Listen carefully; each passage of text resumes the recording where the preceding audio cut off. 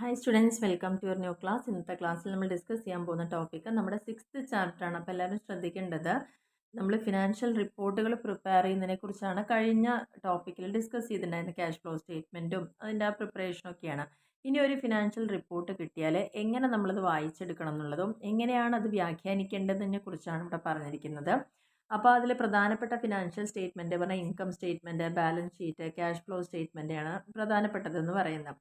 അപ്പോൾ ഈ ഓരോ സ്റ്റേറ്റ്മെൻറ്റുകളും അല്ലെങ്കിൽ റിപ്പോർട്ടുകളും ഒരിക്കലും എല്ലാ റെലവൻ്റ് ആയിട്ടുള്ള കാര്യങ്ങളും നമുക്ക് കൊടുക്കുന്നുണ്ടെന്ന് പറയാൻ പറ്റില്ല. അപ്പോൾ ഫിനാൻഷ്യൽ സ്റ്റേറ്റ്മെൻറ്റ്സിൽ അങ്ങനെ ചില ലിമിറ്റേഷൻസ് ഉള്ളത് കൊണ്ടാണ് നമ്മൾ എന്ത് ചെയ്യുന്നത്, അതിനെ കൃത്യമായിട്ട് അതിൻ്റെ റെലവൻ്റ് ആയിട്ടുള്ള മെറ്റീരിയൽ ഇൻഫർമേഷൻസ് ഒക്കെ ഒബ്റ്റെയിൻ ചെയ്യാൻ വേണ്ടി ശ്രമിക്കുന്നതും അതിനെ നമ്മൾ അനാലിസിസ് നടത്തുന്നതും ആ ഒരു സ്റ്റേറ്റ്മെൻറ്റ് ഇൻ്റർപ്രിറ്റ് ചെയ്യുന്നതും. അതാണ് ഈ ഒരു ചാപ്റ്ററിൽ നമുക്ക് പഠിക്കാൻ പോകുന്ന ടോപ്പിക്ക്. അപ്പോൾ എങ്ങനെയാണ് നമ്മുടെ കയ്യിലുള്ള ഫിനാൻഷ്യൽ സ്റ്റേറ്റ്മെൻറ്റിനെ ഇൻ്റർപ്രിറ്റ് ചെയ്യേണ്ടത് എന്നുള്ളതാണ് ഈ ഒരു ചാപ്റ്റർ മൊത്തത്തിൽ വരുന്നത്. അതായത് 6 തരത്തിലാണ് ഫിനാൻഷ്യൽ സ്റ്റേറ്റ്മെൻറ്റ്സിനെ അനലൈസ് ചെയ്യേണ്ടതും ഇൻ്റർപ്രിറ്റ് ചെയ്യേണ്ടതും ഈ ടെക്നിക്സും ടൂൾസും ഉപയോഗിച്ചിട്ട്. അപ്പോൾ എന്തൊക്കെ ടെക്നിക്സ് ആണ്? ഒന്ന്, റേഷ്യോ വെച്ചിട്ട് അനലൈസ് ചെയ്യാം. ക്യാഷ് ഫ്ലോ അനാലിസിസ് നടത്താം. കോമൺ സൈസ് സ്റ്റേറ്റ്മെൻറ്റ് ചെയ്യാം. കമ്പാരിറ്റീവ് സ്റ്റേറ്റ്മെൻറ്റ്സ് ചെയ്യാം. ട്രെൻഡ് അനാലിസിസ് ചെയ്യാം. Cost volume profit analysis. അപ്പോൾ ഈ 6 തരത്തിലുള്ള ടൂൾസോ ടെക്നിക്സോ യൂസ് ചെയ്തുകൊണ്ടാണ് ഫിനാൻഷ്യൽ സ്റ്റേറ്റ്മെൻറ്റിനെ നമ്മൾ അനാലിസിസ് ചെയ്യുന്നത്. അപ്പോൾ അങ്ങനെയാണെങ്കിൽ നമുക്ക് എങ്ങനെയാണ് റേഷ്യോ അനാലിസിസ് യൂസ് ചെയ്തിട്ട് ഇൻ്റർപ്രിറ്റ് ചെയ്യാമെന്ന് നോക്കണം. അപ്പോൾ ഏത് ഒരു ഇൻകം സ്റ്റേറ്റ്മെൻറ്റ് പറഞ്ഞു കഴിഞ്ഞാൽ അതിൽ കമ്പനിയുടെ വരുമാനവും ചെലവിനെയാണ് ഒരു പെർട്ടിക്കുലർ ടൈം പീരീഡിൽ ആ കമ്പനിക്ക് ഉണ്ടായിട്ടുള്ള, അല്ലെങ്കിൽ സ്പെസിഫിക് പീരീഡിൽ എന്ന് പറയുമ്പോൾ 1 ഇയർ ആണ് ഉദ്ദേശിക്കുന്നത്, ആ സമയത്ത് കമ്പനിക്കുള്ള റവന്യൂ എക്സ്പെൻസിനെയാണ് ഈ ഒരു സ്റ്റേറ്റ്മെൻറ്റിൽ കാണുന്നത്. അങ്ങനെ നമ്മൾ നോക്കുകയാണെന്ന് വെച്ചാൽ എത്ര പൈസ കമ്പനി ഉണ്ടാക്കിയിട്ടുണ്ട് അല്ലെങ്കിൽ നഷ്ടപ്പെടുത്തിയിട്ടുണ്ട്, ഇതാണല്ലോ നമുക്ക് അതിൽ നിന്ന് കിട്ടാൻ പോണത്. അങ്ങനെയാണ് നമ്മൾ അതിൻ്റെ ഫിനാൻഷ്യൽ ഹെൽത്ത്, അതായത് സാമ്പത്തിക ആരോഗ്യസ്ഥിതി എന്ന് പറയുമ്പോൾ കമ്പനി നല്ല രീതിയിലാണോ എന്നുള്ളതാണ് ചോദിക്കുന്നത്. അത് നമുക്ക് അനലൈസ് ചെയ്യാൻ റേഷ്യോ ആണ് നമ്മൾ ഉപയോഗിക്കുന്നതെങ്കിൽ അതിന് വീണ്ടും 3 മെത്തേഡുകളുണ്ട്. ഓക്കെ, അല്ലെങ്കിൽ ടൂളുകളുണ്ട്. അത് first one gross profit margin, second one operating profit margin, third net profit margin. അപ്പോൾ എന്താണ് ഗ്രോസ് പ്രോഫിറ്റ് മാർജിൻ എന്ന് പറഞ്ഞു കഴിഞ്ഞാൽ, ഈ ഒരു ഗ്രോസ് പ്രോഫിറ്റ് മാർജിനിലൂടെ നമുക്ക് എന്താ അറിയാൻ പറ്റുക? How efficiently a company produces its goods compared to its sales. ഒരു കമ്പനിയുടെ അല്ലെങ്കിൽ ഒരു ഫേമിൻ്റെ സെയിൽസുമായി കമ്പയർ ചെയ്യുമ്പം എത്രത്തോളം ഗുഡ്സ് കമ്പനി പ്രൊഡ്യൂസ് ചെയ്തു വളരെ എഫിഷ്യൻ്റ് ആയിട്ട് എന്നതറിയാനാണ് ഗ്രോസ് പ്രോഫിറ്റ് മാർജിൻ യൂസ് ചെയ്യുന്നത്. അപ്പോൾ ഹയർ ഗ്രോസ് പ്രോഫിറ്റ് ആണ് നമുക്ക് കിട്ടുന്നതെങ്കിൽ അതിൻ്റെ അടുത്ത് എന്താ, കമ്പനി നല്ല രീതിയിൽ money from each sale after covering production cost, ഓരോ തവണയും നമുക്ക് പ്രൊഡ്യൂസ് ചെയ്യാൻ വേണ്ടതായിട്ടുള്ള ആ കോസ്റ്റ് കിഴിച്ച് നമുക്ക് ബാലൻസ് അത്രയും പ്രോഫിറ്റ് ഉണ്ട് എന്നുള്ളതാണ് ഇതിൻ്റെ അർത്ഥം എന്ന് പറയുന്നത്. നല്ല രീതിയിൽ നമുക്കൊരു ഹൈ പ്രോഫിറ്റ് മാർജിൻ ആണ് കിട്ടുന്നതെങ്കിൽ. ഇനി അതെങ്ങനെയാണ് കണ്ടുപിടിക്കുക എന്നുള്ളത് ഇവിടെ കൃത്യമായിട്ട് പറയുന്നുണ്ട്. ഗ്രോസ് പ്രോഫിറ്റ് മാർജിൻ കാണാനുള്ള ഇക്വേഷനാണ്. ഗ്രോസ് പ്രോഫിറ്റ് എത്രയാണോ കിട്ടിയത് ബൈ സെയിൽസ്, നമ്മളിപ്പോൾ പറഞ്ഞല്ലോ സെയിൽസിൻ്റെ എത്രയാണ് കോസ്റ്റ് ഓഫ് പ്രൊഡക്ഷൻ എന്നാണ് നോക്കിയത്. Gross profit by sales into 100, സിമ്പിളാണ് ആദ്യത്തത്. ഓക്കെ, അപ്പോൾ ഈ ഒരു ഗ്രോസ് പ്രോഫിറ്റ് റേഷ്യോ കാണണമെങ്കിൽ നമുക്ക് എന്തൊക്കെ കാര്യം, നെറ്റ് സെയിൽസ് എന്ന സംഭവം അറിയണം. നെറ്റ് സെയിൽസ് എന്ന് പറയുന്നത്, അതായത് ഗ്രോസ് പ്രോഫിറ്റിൻ്റെ ഏറ്റവും ബേസിക് ആയിട്ടുള്ളൊരു കോമ്പോണൻ്റ് ആണ് നെറ്റ് സെയിൽസ്. നെറ്റ് സെയിൽ കാണുക എന്ന് പറയുന്നത് എന്താ, നമുക്ക് കമ്പനിയിൽ മൊത്തം എത്ര സെയിൽസ് വന്നോ അതിൽ നിന്ന് എന്തെങ്കിലും റിട്ടേൺസ് ഉണ്ടെങ്കിൽ അത് കുറച്ചാലാണ് നെറ്റ് സെയിൽസ് കിട്ടുക. അപ്പോൾ ഗ്രോസ് സെയിൽസ് എന്ന് പറഞ്ഞാൽ എന്താ, മൊത്തത്തിലുള്ള സെയിൽ, അതായത് ക്യാഷ് സെയിലോ ക്രെഡിറ്റ് സെയിലോ അങ്ങനെ എന്തോ ആയിക്കോട്ടെ, അത് മൊത്തത്തിൽ വരുമ്പോൾ അത് ഗ്രോസ് സെയിലായി. ഇനി ഗ്രോസ് പ്രോഫിറ്റ് കാണെങ്കിൽ അപ്പോൾ എന്ത് ചെയ്താൽ മതി, ഇങ്ങനെ കിട്ടുന്ന നെറ്റ് സെയിൽസിൽ നിന്ന്, കണ്ടോ ഇവിടെ നെറ്റ് സെയിൽസ് നമ്മൾ കണ്ടുപിടിക്കാൻ ഗ്രോസ് സെയിൽസ് മൈനസ് റിട്ടേൺസ് ചെയ്തു, അപ്പോൾ നമുക്ക് നെറ്റ് സെയിൽസ് കിട്ടി. ഇനി ഗ്രോസ് പ്രോഫിറ്റ് കിട്ടാൻ എന്ത് ചെയ്താൽ, ഈ നെറ്റ് സെയിൽസിൽ നിന്ന് എത്ര നമ്മൾ ഗുഡ്സ് സോൾഡ് ചെയ്യാൻ വേണ്ടി നമുക്ക് കോസ്റ്റ് വന്നിട്ടുണ്ടെന്ന് കുറച്ച് കഴിഞ്ഞാൽ ഗ്രോസ് പ്രോഫിറ്റും കിട്ടി. ഓക്കെ, ഇനി cost of goods sold equation എല്ലാം കണക്ട് ചെയ്തിട്ടാണ് പഠിക്കേണ്ടത്. അപ്പോൾ ഇവിടെ നമ്മൾ നെറ്റ് സെയിൽസ് കണ്ടുപിടിച്ചു, ഇവിടെ നമ്മൾ നെറ്റ് സെയിൽസിൽ നിന്ന് കോസ്റ്റ് ഓഫ് ഗുഡ്സ് സോൾഡ് കിട്ടി. കോസ്റ്റ് ഓഫ് ഗുഡ്സ് സോൾഡ് കാണുമെങ്കിൽ എന്ത് ചെയ്താൽ മതി, നമ്മുടെ കയ്യിൽ ഓപ്പൺ ചെയ്യുമ്പോൾ എത്ര സ്റ്റോക്ക് ഉണ്ടായിരുന്നു, പിന്നെ നമ്മൾ എത്ര വാങ്ങിച്ചു, എത്ര വേജസ് കൊടുത്തു, അങ്ങനെയുള്ള ഡയറക്റ്റ് എക്സ്പെൻസുകളെല്ലാം കൂട്ടിയതിന് ശേഷം ആ വർഷം എൻഡ് ചെയ്യുമ്പോൾ നമ്മുടെ ക്ലോസിംഗ് സ്റ്റോക്ക് എന്താണോ അതിനെ റെഡ്യൂസ് ചെയ്താൽ കുറച്ചാൽ കിട്ടുന്നതിനെയാണ് കോസ്റ്റ് ഓഫ് ഗുഡ്സ് സോൾഡ് എന്ന് പറയുന്നത്. ഓക്കെ, ഈ ഡയറക്റ്റ് എക്സ്പെൻസ് പറഞ്ഞാൽ എന്താണ്? നമ്മൾ പർച്ചേസുമായി ബന്ധപ്പെട്ട് നമുക്ക് ഉണ്ടാവുന്ന എല്ലാ ചെലവിനെയാണ് ഡയറക്റ്റ് എക്സ്പെൻസ് എന്ന് പറയുന്നത്. നമുക്കറിയാലോ, എല്ലാ എക്സ്പെൻസും നമ്മൾ എവിടെ ഡെബിറ്റ് ചെയ്യും? ട്രേഡിംഗ് അക്കൗണ്ടിൽ ഡെബിറ്റ് ചെയ്യും. അതിൽ ക്യാരേജ് ഇൻവേർഡും ഫ്രൈറ്റും ഒക്കെ ഉണ്ടായിരിക്കും. ഡയറക്റ്റ് എക്സ്പെൻസസ് ഒരിക്കലും ഓഫീസ് എക്സ്പെൻസ് ആൻഡ് സെല്ലിംഗ് എക്സ്പെൻസിൽ ഇൻക്ലൂഡ് ചെയ്യില്ല. ഇനി നമ്മളിത് ചെയ്ത് ഉത്തരവൊക്കെ കിട്ടിക്കഴിഞ്ഞാൽ നമ്മൾ ജി പി മാർജിൻ നോക്കും. അപ്പോൾ ഹൈ ജി പി മാർജിനെ കിട്ടിച്ചാൽ അതിൻ്റെ അർത്ഥം എന്താ? നല്ല രീതിയിൽ അവിടെ പ്രൊഡക്ഷനും പർച്ചേസ് മാനേജ്മെൻറ്റും ഒക്കെ നടക്കുന്നുണ്ട് എന്നുള്ളതാണ് പറയുന്നത്. നമുക്ക് കിട്ടിയ ഉത്തരം ലോ ആണെങ്കിൽ എന്താണ്? ആ കമ്പനി ഡേഞ്ചർ സിഗ്നലാണ് കാണിക്കുന്നത് എന്നുള്ളതാണ് പറയുന്നത്. അപ്പോൾ ഇത്രയാണ് ഒന്നാമത്തെ റേഷ്യോനെ കുറിച്ച് നമുക്ക് പറയാനുള്ളത്. രണ്ടാമത്തെ റേഷ്യോ എന്ന് പറഞ്ഞാൽ ഓപ്പറേറ്റിംഗ് പ്രോഫിറ്റ് മാർജിൻ ആണ്. ഓപ്പറേറ്റിംഗ് പ്രോഫിറ്റ് മാർജിൻ കാണിക്കുന്നത് എന്താണ്?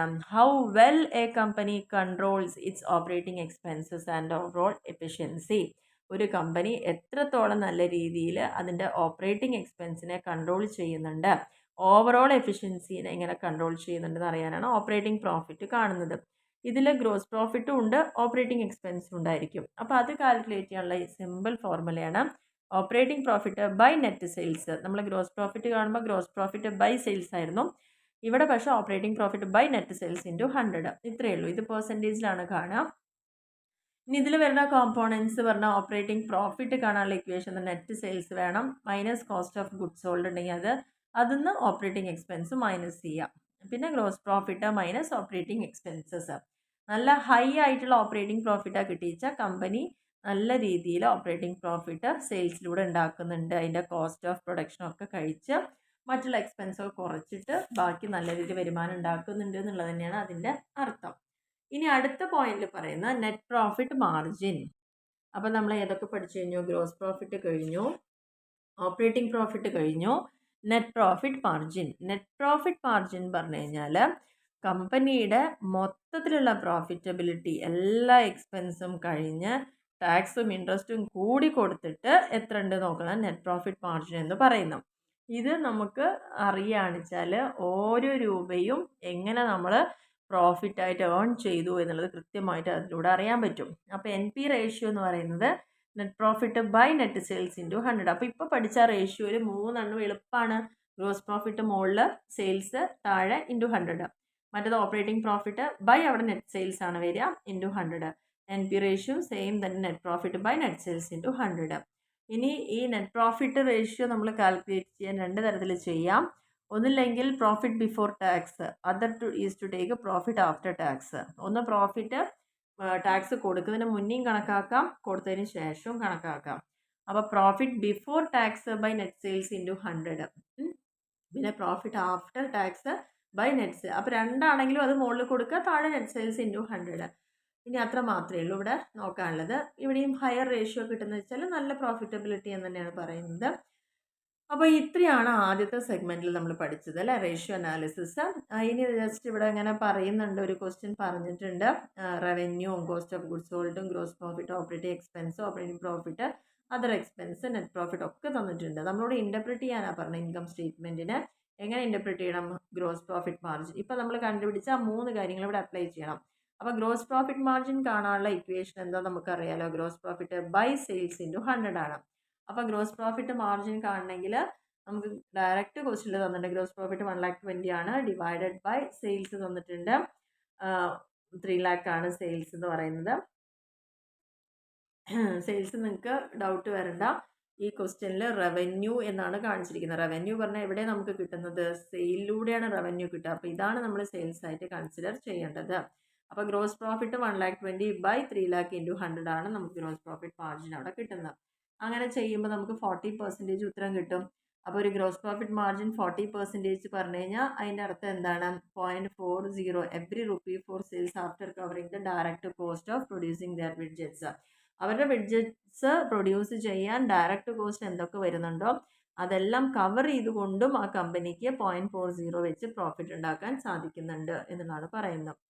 അപ്പോൾ നല്ല രീതിയിൽ തന്നെ അത്യാവശ്യം പ്രൊഡക്ഷൻ കോസ്റ്റൊക്കെ എഫിഷ്യൻ്റ് ആയിട്ട് മാനേജ് ചെയ്യേണ്ട നല്ലൊരു ഗുഡ് സൈൻ ആയിട്ട് തന്നെയാണ് അത് കാണിക്കുന്നത് എന്നുള്ളതാണ് പറയുന്നത്. രണ്ടാമത്തേൽ പറയുമ്പം ഓപ്പറേറ്റിംഗ് പ്രോഫിറ്റ് മാർജിനാണ്. നമ്മുടെ ഇക്വേഷൻ എന്താ? Operating profit by net sales into 100. Okay, അപ്പോൾ ഓപ്പറേറ്റിംഗ് പ്രോഫിറ്റ് നമുക്ക് ഇവിടെ തന്നിട്ടുണ്ട് ക്വസ്റ്റ്യനിൽ. എത്രയാണ്? 60,000 ആണ് ഓപ്പറേറ്റിംഗ് പ്രോഫിറ്റ് തന്നിരിക്കുന്നത്. ബൈ നെറ്റ് സെയിൽസ് പറഞ്ഞാൽ സെയിൽസ് നിന്ന് റിട്ടേൺസ് ലെസ് ചെയ്തതാണ്. നമുക്ക് അങ്ങനെയൊന്നുമില്ല, അവിടെ സെയിൽസ് മാത്രമേ ഉള്ളൂ. അപ്പോൾ അത് ബൈ 100 ചെയ്തപ്പോൾ 20% കിട്ടി. അപ്പോൾ 20% ഓപ്പറേറ്റിംഗ് പ്രോഫിറ്റ് മാർജിൻ എന്ന് പറഞ്ഞാൽ എന്താ? കമ്പനി ഓരോ രൂപയിലും 0.20 ആണ് അവർ മാറ്റി വെച്ചിരിക്കുന്നത്, അല്ലെങ്കിൽ അതിൻ്റെ ഓപ്പറേറ്റിംഗ് എക്സ്പെൻസ് അല്ലെങ്കിൽ ആ പ്രൊഡക്ഷന് വേണ്ടൊക്കെ അവർ പേ ചെയ്യുന്നത് എന്നുള്ളതാണ് പറയുന്നത്. അപ്പോൾ ഈ GP റേഷ്യോ നമുക്ക് 40 കിട്ടി, ഇവിടെ 20 കിട്ടി. അത് രണ്ടും കമ്പയർ ചെയ്യുമ്പം അത്രത്തോളം നല്ലതല്ല. കാരണം മറ്റേ 40 ഉണ്ട്, ഇവിടെ 20 ഉള്ളൂ. The company should take care to control. അപ്പോൾ അതുകൊണ്ട് തീർച്ചയായിട്ടും കമ്പനി അവരുടെ ഓപ്പറേറ്റിംഗ് എക്സ്പെൻസ് നല്ല രീതിയിൽ കൺട്രോൾ ചെയ്യണം എന്നുള്ളതാണ് പറയുന്നത്. ഇനി മൂന്നാമത്തെയാണ് നമ്മുടെ net profit margin. Net profit margin എന്ന് പറഞ്ഞു കഴിഞ്ഞാൽ എന്താണ്? NP, net profit by net sales. Net profit നമുക്ക് ഓൾറെഡി ഇവിടെ തന്നിട്ടുണ്ട് ക്വസ്റ്റ്യനിൽ. 40 ആണ്, ബൈ സെയിൽസ് ഇതാണ്, ഇൻറ്റു 100 13.33% ആണ്. അപ്പോൾ ഇതിലും അതിൻ്റെ അർത്ഥം എന്താണ്?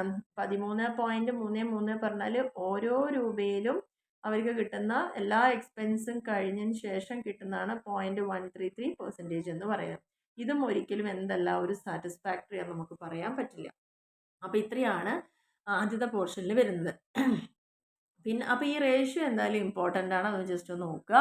ടാക്സ് എഫിഷ്യൻസി റേഷ്യോ എന്ന് പറഞ്ഞ് വരുന്നുണ്ട്. അതായത് ഇൻവെസ്റ്റ്മെൻറ്റിന് നമുക്ക് ടാക്സ് ഒക്കെ അഫക്റ്റ് ചെയ്യുമ്പം ആ റിട്ടേൺസിന് എങ്ങനെയാണ് നമുക്ക് ഇങ്ങോട്ട് കിട്ടുന്നത് നോക്കാൻ വേണ്ടിയിട്ടാണ്. അപ്പോൾ ഹയർ ടാക്സ് റേഷ്യോ ആണെച്ചാൽ കൂടുതൽ പ്രോഫിറ്റ് ഉണ്ട് ടാക്സ് കൊടുത്തിട്ട് എന്നുള്ളതാണ് ഇത് കാണിക്കുന്നത്. അപ്പോൾ ഇതൊക്കെ ജസ്റ്റ് ഒന്ന് മനസ്സിലാക്കി വെക്കേണ്ട കാര്യമുള്ളൂ. ടാക്സ് എഫിഷ്യൻസി നോക്കണമെങ്കിൽ after tax return by before tax. Tax കൊടുത്തിട്ട് എന്ത് വരുമാനം ഉണ്ടോ ഡിവൈഡ് ബൈ ടാക്സ് കൊടുക്കണം മുന്നുള്ള വരുമാനം. അതിന് അത്ര ഇമ്പോർട്ടൻ്റ് ആയിട്ട് നോക്കേണ്ട കാര്യമില്ല.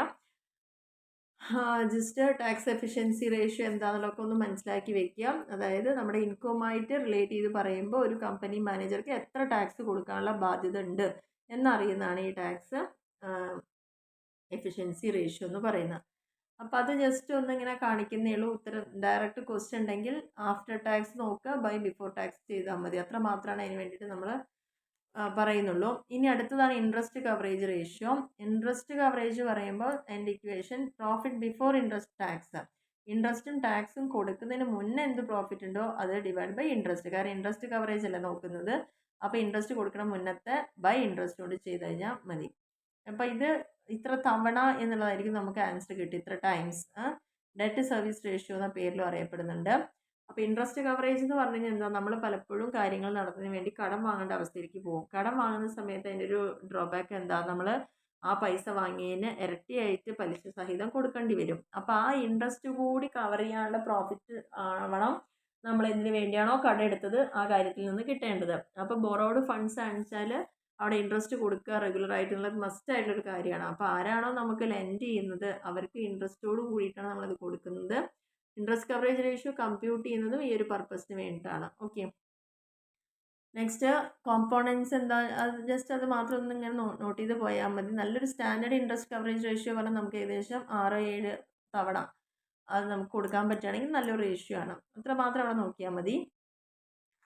ഇൻട്രസ്റ്റ് കവറേജ് റേഷ്യോൻ്റെ ഇക്വേഷൻ ഇവിടെ profit before interest and tax by interest ആണ്. അതൊക്കെ ക്വസ്റ്റ്യനിൽ ഡയറക്റ്റ് ഇവിടെ തന്നിട്ടുണ്ടാവും. അപ്പോൾ നമുക്ക് ജസ്റ്റ് ആ ഇക്വേഷനിൽ അപ്ലൈ ചെയ്യേ വേണ്ടുള്ളൂ. അപ്പോൾ അങ്ങനെ അതിന് വേണ്ടിയിട്ട് നമുക്ക് സമയം കളയേണ്ട ആവശ്യമില്ല. Profit before interest and tax, after tax 1,60,000, അതിൻ്റെ ഒപ്പം ഇൻട്രസ്റ്റ് ആഡ് ചെയ്തു, ടാക്സും കൊടുത്തു അല്ലേ. ആഫ്റ്റർ ടാക്സ് ആൻഡ് ഇൻട്രസ്റ്റ് പറഞ്ഞാൽ എന്താ? ഇൻട്രസ്റ്റും ടാക്സും കൊടുത്തതിന് ശേഷമുള്ള പ്രോഫിറ്റ് അത്. അപ്പോൾ നമുക്ക് ബിഫോർ ടാക്സ് കണ്ടുപിടിക്കണം എന്നുണ്ടെങ്കിൽ എന്ത് ചെയ്താൽ മതി? ഇതൊക്കെ ഇതിനോടുകൂടി കൂട്ടിയാൽ മതി. കുറച്ചതിന് ശേഷമല്ലേ. അപ്പോൾ 2,80,000 കിട്ടി. ഇൻട്രസ്റ്റ് 40,000 ആണെന്ന് പറയുന്നുണ്ട്. അപ്പോൾ 2,80,000 ബൈ 40,000 അപ്പോൾ 7 ടൈംസ് ആണ്. അപ്പോൾ 6 to 7 ടൈം ആണെങ്കിൽ നല്ലതാണെന്ന് പറയുന്നുണ്ടല്ലോ. അപ്പോൾ ആ കമ്പനി ഫിനാൻഷ്യലി സൗണ്ട് ആണെന്നുള്ളത് നമുക്ക് പറയാം. ഇനി നെക്സ്റ്റ് പറഞ്ഞിരിക്കുന്നത് ജസ്റ്റ് ഇതൊക്കെ നോക്കിക്കോളൂ കേട്ടോ. റേഷ്യോ അനാലിസിസിൻ്റെ മീനിങ് ആണ്. റേഷ്യോ അനാലിസിസ് ഒരു ടെക്നിക്കാണ്. എന്തിനു വേണ്ടിയിട്ടാണ്? ഫിനാൻഷ്യൽ സ്റ്റേറ്റ്മെൻറ്റിനെ നമുക്ക് ഒന്ന് പരസ്പരം കമ്പയർ ചെയ്യാനും അതിനെ കൃത്യമായിട്ട് ഇൻ്റർപ്രിറ്റ് ചെയ്യാനും ഒക്കെ വേണ്ടിയുള്ള ടെക്നിക്കാണ്. ഈ ഒരു പ്രോസസ്സിലൂടെ വേരിയസ് റേഷ്യോസ് കാൽക്കുലേറ്റ് ചെയ്യുന്നു. On that basis conclusions are drawn for the purpose of decision making. ഇനി ടൈപ്സ് ഓഫ് റേഷ്യോസ്. ടൈപ്സ് ഏതൊക്കെ തരത്തിലാണ്? Liquidity ratios. ലിക്വിഡിറ്റി റേഷ്യോ ഉണ്ട്, ലിവറേജ് റേഷ്യോ ഉണ്ട്, ടേൺ ഓവർ റേഷ്യോ ഉണ്ട്, പ്രോഫിറ്റബിലിറ്റി റേഷ്യോ ഉണ്ട്. 4 എണ്ണമാണ് ടൈപ്സ് ഓഫ് റേഷ്യോയിൽ വരുന്നത്.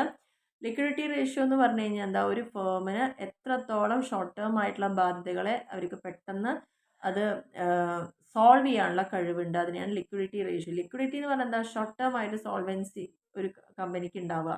Ability to meet short term liability, ഒരു കമ്പനിക്ക് ഒരു വർഷത്തിനുള്ളിൽ എത്ര ബാധ്യതകളുണ്ടോ അതൊക്കെ കൊടുത്ത് തീർക്കാൻ, ബാധ്യതകളെ കൊടുത്ത് തീർക്കാൻ ആ കമ്പനി ഏബിൾ ആണോ എന്ന് അറിയണമെങ്കിൽ ഏത് നോക്കിയാൽ മതി, കമ്പനിയുടെ ലിക്വിഡിറ്റി പൊസിഷൻ നോക്കിയാൽ മതി.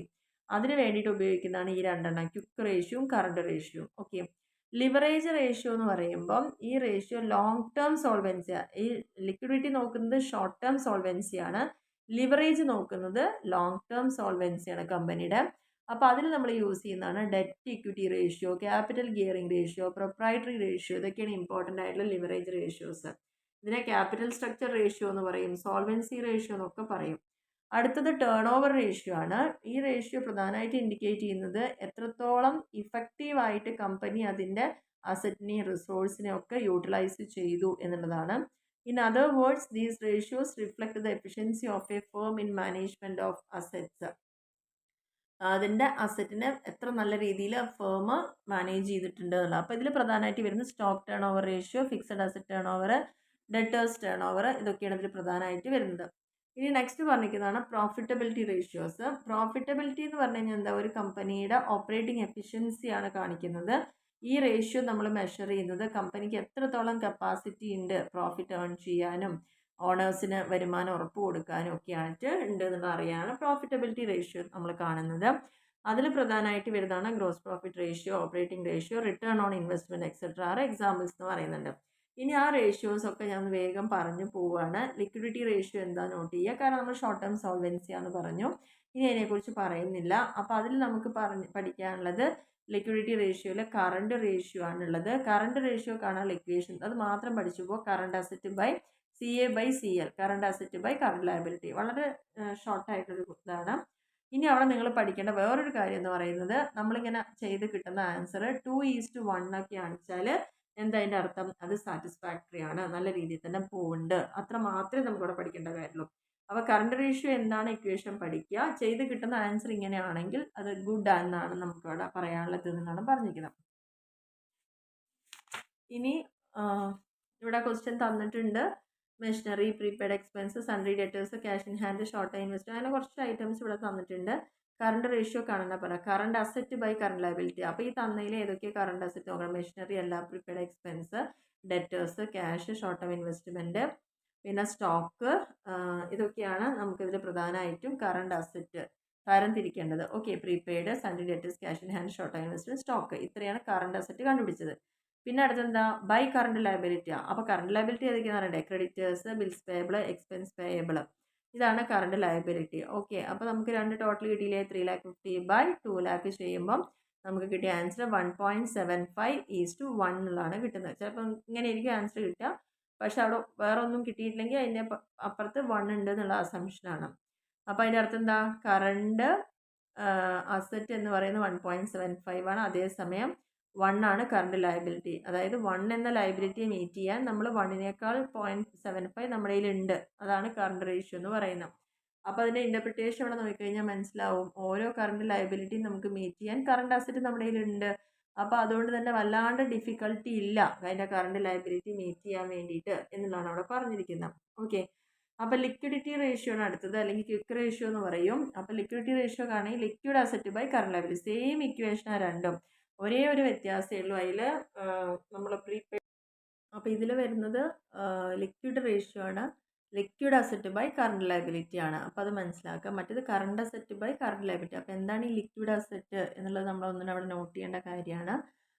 കറണ്ട് ലയബിലിറ്റീസ് തന്നെയാണ് നമ്മൾ ക്വിക്ക് റേഷ്യോ കമ്പ്യൂട്ട് ചെയ്യാൻ വേണ്ടി യൂസ് ചെയ്യുക.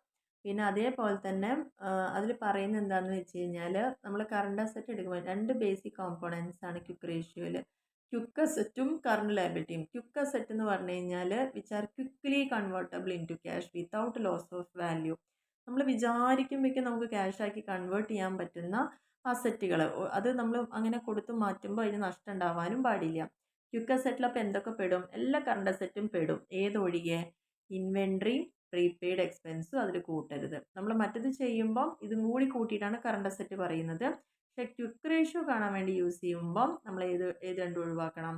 കറണ്ട് അസറ്റിൽ നിന്ന് പ്രീപെയ്ഡ് എക്സ്പെൻസും അതേപോലെ സ്റ്റോക്ക് ഉണ്ടെങ്കിൽ അതും കുറയ്ക്കണം എന്നുള്ളതാണ് പറയുന്നത്. ഓക്കെ, അപ്പോൾ ലിക്വിഡ് അസറ്റ്സ് എന്ന് പറയുന്നത് കറണ്ട് അസറ്റിൽ നിന്ന് സ്റ്റോക്കും പ്രീപെയ്ഡ് എക്സ്പെൻസും കിഴിച്ചിട്ട് ബാക്കിയുള്ളത്. Stock cannot be included in quick asset. എന്തുകൊണ്ടാണെന്ന് വെച്ച് കഴിഞ്ഞാൽ ചിലപ്പം ആ സ്റ്റോക്ക് നമ്മൾ ഉണ്ടാക്കി നമ്മൾ ക്യാഷ് ആക്കി കൺവേർട്ട് ചെയ്യാൻ ഒരുപാട് സമയം എടുക്കും. നമ്മൾ പ്രൊഡ്യൂസ് ചെയ്ത് പെൻഡിങ് വെച്ച് സെയിൽസ് നടക്കാനൊക്കെ സമയം എടുക്കുകയാണെങ്കിൽ അതൊരിക്കലും ക്വിക്ക് അസറ്റാണെന്ന് പറയാൻ പറ്റില്ല.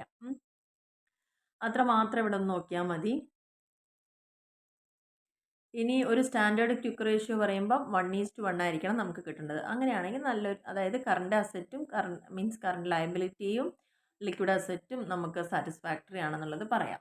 ഓക്കെ, അപ്പോൾ അത്ര മാത്രം അതിൽ പഠിക്കുക.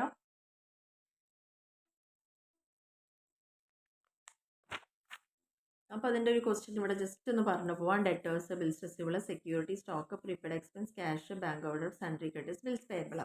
ഇത് വെച്ച് നമ്മൾ എങ്ങനെ ക്വിക്ക് റേഷ്യോ കാണുക? ക്വിക്ക് അസറ്റ് വേണം. ക്വിക്ക് അസറ്റ് പറഞ്ഞാൽ ആദ്യം നമ്മൾ എന്ത് ചെയ്യണം? ഇത് തന്നതിൽ കറണ്ട് അസറ്റ്, ഡെറ്റേഴ്സ് ആണ്, ബിൽസ് റിസീവബിൾ ഉണ്ട്, മാർക്കറ്റബിൾ സെക്യൂരിറ്റി ഉണ്ട്, അതിൽ നമ്മൾ സ്റ്റോക്ക് പാടില്ല എന്ന് പറഞ്ഞിട്ട് പ്രീപെയ്ഡ് എക്സ്പെൻസും പാടില്ല പറഞ്ഞു. അപ്പോൾ രണ്ടും എടുക്കരുത്, ക്യാഷ് എടുക്കുക. ഇത്രയാണ് നമുക്ക് ക്വിക്ക് അസറ്റ് ആയിട്ട് പറയാനുള്ളത്. കറണ്ട് ലയബിലിറ്റിയിലേക്ക് പോകുമ്പം നമ്മൾ ചെയ്യേണ്ട കാര്യം എന്ന് പറയുന്നത് ഏതൊക്കെയാണ്? Bank over draft, creditors, bills payable. അപ്പോൾ അത് രണ്ടും കൂടി നമുക്ക് കിട്ടിക്കഴിഞ്ഞ് കഴിഞ്ഞാൽ എന്ത് ചെയ്താൽ മതി? ജസ്റ്റ് ബൈ ചെയ്താൽ മതി. ഓക്കെ, അപ്പോൾ 3,60,000 ഉണ്ട്, ഇവിടെ 4,80,000 ഉണ്ട്. അപ്പോൾ 3,60,000 ബൈ 4,80,000 ചെയ്യുമ്പം 0.75% ഈസ് 1 ആണ് വരുന്നത്. അതായത് ഒരു കറണ്ട് ലയബിലിറ്റി ഉണ്ടെങ്കിൽ നമുക്ക് അതിനെ ക്വിക്ക് അസറ്റ് 0.75 ആണുള്ളത്. ഓക്കെ, ഇത് നമ്മൾ പറഞ്ഞല്ലോ, അതിൻ്റെ സ്റ്റാൻഡേർഡ് എന്ന് പറയുന്നത് എത്രയാണ്? 1:1 ആണെന്ന് പറയുന്നുണ്ട്. അപ്പോൾ നമുക്ക് അങ്ങനെ നോക്കുമ്പം ഇവിടെ 1 ഓക്കെയാണ്, പക്ഷേ ഇവിടെ 1 ഇല്ലല്ലോ, 0.75 അല്ലല്ലോ. അപ്പോൾ ഇതൊരിക്കലും ഒരു സ്റ്റാൻഡേർഡ് റേഷ്യോ എന്ന് നമുക്ക് പറയാൻ പറ്റില്ല എന്നുള്ളതാണ് അതിവിടെ പറയുന്നത്. കാരണം ഇങ്ങനത്തെ ഒരു കേസ് വരുമ്പം കമ്പനിക്ക് എന്തായാലും അതിൻ്റെ ലയബിലിറ്റി മീറ്റ് ചെയ്യാൻ വളരെയധികം ബുദ്ധിമുട്ടേണ്ടി വരും എന്നുള്ളതാണ് പറയുന്നത്. ഇനി നെക്സ്റ്റ് ആണ് നമ്മൾ നോക്കുന്നത് ലിവറേജ് റേഷ്യോ. ലിവറേജ് റേഷ്യോ എന്ന് പറഞ്ഞാൽ കമ്പനിക്ക് എത്ര ബാധ്യത വന്നു കഴിഞ്ഞാലും ഔട്ട്സൈഡ് ലയബിലിറ്റീനെ മീറ്റ് ചെയ്യാനുള്ള കമ്പനിയുടെ എബിലിറ്റീനെയാണ് അതിൻ്റെ സോൾവൻസി കൊണ്ട് ഉദ്ദേശിക്കുന്നത്. അത് ലോങ് ടേം ആയിക്കോട്ടെ, ഷോർട്ട് ടേം ആയിക്കോട്ടെ. അപ്പം ഷോർട്ട് ടേം സോൾവൻസി എന്ന് പറയുമ്പോൾ എന്തായിരിക്കും? കറണ്ട് ആയിട്ടുള്ള ഒബ്ലിഗേഷൻസ് ആണ് 1 ഇയറിൻ്റെ ഉള്ളിൽ. അതിനെ ലിക്വിഡിറ്റി എന്ന് പറയും. ലോങ് ടേമിലേക്കുള്ളതാണെങ്കിൽ അതിനെ നമ്മളവിടെ ഉദ്ദേശിക്കുന്നത് എന്താണ്? ഇപ്പോൾ ഡിബെഞ്ചറും ലോങ് ടേം ലോൺസ് ഒക്കെ ഉണ്ടെങ്കിൽ അപ്പോൾ അതിനെ ലോങ് ടേം ലിക്വിഡിറ്റി എന്ന് പറയും. അപ്പോൾ സോൾവൻസി എന്ന് പറഞ്ഞാൽ ഒരു ഫേമിന് അതിൻ്റെ ഫിനാൻഷ്യൽ പൊസിഷനിലൂടെ ലോങ് ടേം ആയിട്ടുള്ള ബാധ്യതകളെ എങ്ങനെ സോൾവ് ചെയ്യാൻ പറ്റുന്നുണ്ട് എന്നുള്ളത്. ഓക്കെ, ഡെറ്റ് ഇക്വിറ്റി റേഷ്യോ എന്താണെന്നുള്ളത് നോക്കാം. ഡെപ്റ്റും ഇക്വിറ്റിയും. ഡെപ്റ്റ് എന്ന് പറഞ്ഞാൽ എന്താ? നമ്മൾ എത്രത്തോളം മറ്റുള്ളവരിൽ നിന്ന് കടം വാങ്ങിയിട്ടുണ്ട്. ഇക്വിറ്റി പറഞ്ഞാൽ നമ്മുടെ കയ്യിലുള്ളത് എന്താണ്? അവ തമ്മിലുള്ള ഒരു അനുപാതമാണ് റേഷ്യോ എന്ന് പറയുന്നത്. അതിൽ ലോങ് ടേം ഡെറ്റ് ഇക്വിറ്റി എന്ന് പറയുമ്പോൾ long term debt by equity. ആ പേരിൽ തന്നെ നമുക്ക് അതിൻ്റെ ഇക്വേഷൻ കിട്ടും, ഡെറ്റ് ബൈ ഇക്വിറ്റി. ഓക്കെ, അപ്പോൾ ഡെറ്റ് ഇക്വിറ്റി റേഷ്യോ പറഞ്ഞാൽ ടോട്ടൽ ഡെറ്റ് ഇക്വിറ്റി റേഷ്യോ കാണുകയും എന്ത് ചെയ്താൽ മതി? ടോട്ടൽ ഡെറ്റ് ബൈ ഇക്വിറ്റി ചെയ്താൽ മതി. അപ്പോൾ അതിനൊന്നും പ്രത്യേകിച്ച് പഠിക്കേണ്ട ആവശ്യമില്ല. അതിൻ്റെ സ്റ്റാൻഡേർഡ് എന്ന് പറയുമ്പോൾ നമുക്ക് ചെയ്ത് കിട്ടുമ്പോൾ എത്ര കിട്ടണം? അതും ഓൾമോസ്റ്റ് 1:1 തന്നെയാണ് പറയുന്നത്. ഓക്കെ, അപ്പോൾ ജസ്റ്റ് ക്വസ്റ്റ്യൻസ് മാത്രം ഇങ്ങനെ ഒന്ന് പറയണേ ഉള്ളൂ. തന്നിട്ടുണ്ടാവും കുറേ കാര്യം, നമുക്ക് വേണ്ടത് മാത്രം എടുക്കുക. ലോങ് ടേം ഡെറ്റ് ഏതൊക്കെയാണ് നോക്കുക. അതായത് ഡിബെഞ്ചർ ലോങ് ടേം ആണ്, share holder fund long term, equity share capital, preference share capital, general reserve, ഇത് P&L അക്കൗണ്ട്, ഇതെല്ലാം അതെന്താ ലോങ് ടേമിലേക്കാണ്. അതിൽ നിന്ന് നമ്മൾ പ്രിലിമിനറി എക്സ്പെൻസ് കുറയ്ക്കണം. അപ്പോൾ നമുക്ക് 4,30,000 ആണ് കിട്ടുന്നത്. അപ്പോൾ ഡെറ്റ് ഇക്വിറ്റി റേഷ്യോ എന്ന് പറയുന്നത് നമ്മുടെ ഡെറ്റ് എന്ന് പറയുമ്പോൾ ഡിബഞ്ചറാണ് കേട്ടോ ഡെറ്റായിട്ട് നമ്മൾ പറയുന്നത്. കടബാധ്യതയായിട്ട് പറയുന്നത് ഡിബഞ്ചറാണ്. 1,50,000 ബൈ നമുക്കിതിൻ്റെ ടോട്ടൽ 4,30,000 ഇപ്പോൾ നമുക്ക് ചെയ്ത് കിട്ടിയത്. അപ്പോൾ 0.35:1. അപ്പോൾ ഇവിടെയും നല്ലൊരു റേഷ്യോ എന്ന് പറയാനില്ല. Every one there is A debt within 35 പൈസ ഓൺലി. അതായത് ഒരു കടം ഉണ്ടെങ്കിൽ അത് വീട്ടാൻ നമുക്ക് 0.35% നമുക്ക് സാധിക്കുന്നുള്ളൂ. അപ്പോൾ അത് നല്ലൊരു ഫിനാൻഷ്യലി സൗണ്ടായ ഫേമാണെന്ന് പറയാൻ പറ്റില്ല എന്നാണ് പറയുന്നത്. ഇനി അടുത്താണ് പ്രൊപ്രൈറ്ററി റേഷ്യോ. പ്രൊപ്രൈറ്ററി റേഷ്യോ എന്ന് പറഞ്ഞു കഴിഞ്ഞാൽ ഒരു സ്ഥാപനം തുടങ്ങി വയ്ക്കുന്ന ആളാണല്ലോ പ്രൊപ്രൈറ്റർ. അവരുടെ റേഷ്യോ, അവരുടെ റിലേഷൻഷിപ്പ്, അവരുടെ കയ്യിലുള്ള പ്രൊപ്രൈറ്ററുടെയും ഷെയർ ഹോൾഡേഴ്സിൻ്റെയും റിലേഷൻഷിപ്പിന്, ടോട്ടൽ ഫണ്ടും ടോട്ടൽ അസറ്റും തമ്മിലുള്ള റിലേഷൻഷിപ്പിനാണ് പ്രൊപ്രൈറ്ററി റേഷ്യോ എന്ന് പറയുന്നത്. പ്രൊപ്രൈറ്ററുടെ ആ ഒരു എന്താ പറയുക ഫണ്ടിനെ ടോട്ടൽ അസറ്റുമായിട്ട് കമ്പയർ ചെയ്യാം. അപ്പോൾ പ്രൊപ്രൈറ്ററി റേഷ്യോ പറഞ്ഞാൽ ഇവിടുത്തെ ആരാ ഉടമസ്ഥന്മാർ, ഷെയർ ഹോൾഡേഴ്സ്, അവരുടെ ഫണ്ട് ടോട്ടൽ അസറ്റിൻ്റെ എത്ര പെർസെൻറ്റേജ് ഉണ്ട് എന്നാണ്. അപ്പോൾ ഇൻറ്റു 100 ചെയ്ത് കഴിഞ്ഞാൽ നമുക്കത് കിട്ടും. ഇതിലും സ്റ്റാൻഡേർഡ് റേഷ്യോ എന്താണെന്ന് മാത്രം പഠിക്കാം. ഇവിടെ 0.5:1 ആണെങ്കിൽ കുഴപ്പമില്ല. അതായത് 1% ബാധ്യത ഉണ്ടെങ്കിൽ നമുക്ക് 0.5% മീറ്റ് ചെയ്യാൻ പറ്റും എന്നുള്ളതാണ് പറയുന്നത്. ഓക്കെ, അപ്പോൾ അതിൻ്റെ ഇതേപോലെ പ്രോബ്ലംസ് കുറച്ച് ഐറ്റം തന്നിട്ടുണ്ട്. അപ്പോൾ ഈ സൊല്യൂഷനിലേക്ക് റേഷ്യോ എടുത്തു, പ്രൊപ്രൈറ്ററി ഫണ്ട് എടുത്തു. പ്രൊപ്രൈറ്ററിയുടെ ഫണ്ട് പറഞ്ഞ equity, preference, reserve, P and L, ഇതാണ് പ്രൊപ്രൈറ്ററിയുടെ ഫണ്ട്. ടോട്ടൽ അസറ്റ് പറയുമ്പോൾ എന്തുവരും? കറണ്ട് അസറ്റും ഫിക്സഡ് അസറ്റും ഇൻവെസ്റ്റ്മെൻറ്റും കൂടിയിട്ടാണ് ടോട്ടൽ അസറ്റ്. അത് നമ്മൾ ചെയ്യുമ്പോൾ 4,20/7,00,000 0.6:1, അതായത് 60%.